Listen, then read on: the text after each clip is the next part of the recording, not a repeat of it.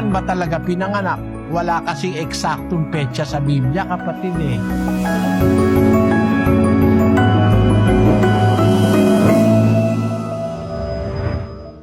Isang bagay na natitiyak ko, hindi siya ipinanganak ng December 25. Malaking kasinungalingan yon. Kasi nung ipanganak si Kristo, hindi naman winter eh. Pagka December na, winter na yun eh. Paano ipapanganak si Kristo ng winter? Nung ipanganak siya doon sa lugar sa Bethlehem, merong mga pastor ng tupa nasa bukid. Pinapakain, pinaglalama yung kanilang mga tupa sa gabi. Hindi mangyayari yan sa December eh. Basahin natin yung 2:7 ng Lucas. At kanyang ipinanganak ang panganay niyang anak na lalaki. At ito'y binalot niya ng mga lampin at inihiga sa isang pasabsaban, sapagkat wala ng lugar para sa kanila sa tuluyan. At may mga pastor ng tupa sa lupain ding yaon na nangasaparang na pinagpupuyatan sa gabi ang kanilang kawan. Kung saan pinanganak si Kristo, meron na ikang mga pastor ng tupa doon sa parang pinagpupuyatan sa gabi yung kanilang kawan. Hindi pwedeng mangyari yan ng December. Kasi doon sa Bethlehem ng Judea, November pa lang may yelo na ron eh. Hindi pwede na yung pagkapanganak kay Kristo nangyari ng December. Dahil kung December yon, wala namang mga pastor ng tupa na ilalabas yung kanilang mga tupa para kumain ng yelo.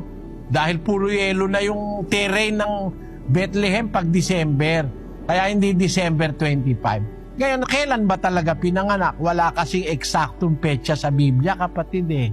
Ayoko naman dagdagan yung Biblia, walang eksaktong petsa sa Biblia. Pero kung kukunin mo sa isang biblical analysis, probably si Kristo pinanganak, it may be the last week of September, between the last week of September and the first week of October. Kung kukunin mo yung panuntunan ng Biblia, na nung panahong ipanganak siya, nauna sa kanya ng 6 na buwan si Juan Bautista dahil matanda ng 6 na buwan si Juan Bautista.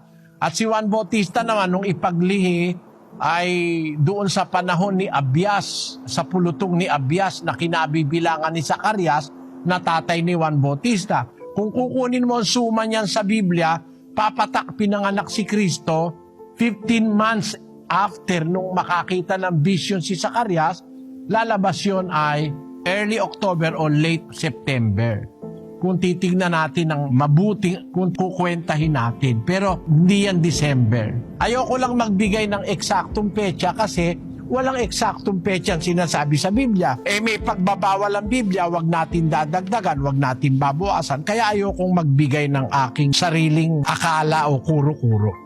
Ang mahalaga, basta ipinanganak si Kristo. Nung panganak si Kristo, matahimik, walang gulo. Ngayon, pagka December 25, putukan ng putukan, nakawan ng nakawan, may mga nasusunog na bahay dahil sa paputok, may lasingan pag December 25. Tiyak na tiyak hindi yan yung silent night na ipanganak si Kristo.